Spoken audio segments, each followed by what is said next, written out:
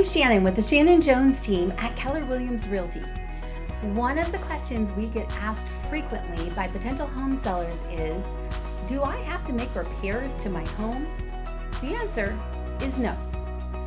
But if you don't make any repairs and a buyer walks in and your home appears to be poorly maintained and there's items that are clearly broken or haven't been maintained, it will impact the price that you're able to get for your home.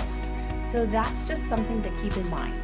You also want to know that in California, the purchase agreement actually states that the property is sold in its present physical condition. And if that's not clear enough, it tells you that means as is. But it also tells you that the buyer has the right to make a reasonable repair request. And then the seller has the right to respond or not. So you don't have to make any repairs that the buyer is asking, but you also want to be aware that if it's something that most people would want fixed, let's say there's an active plumbing leak or a gas leak or some major health and safety issue, you may lose the buyer and the next buyer may want the same thing. If you have any other questions, let us know.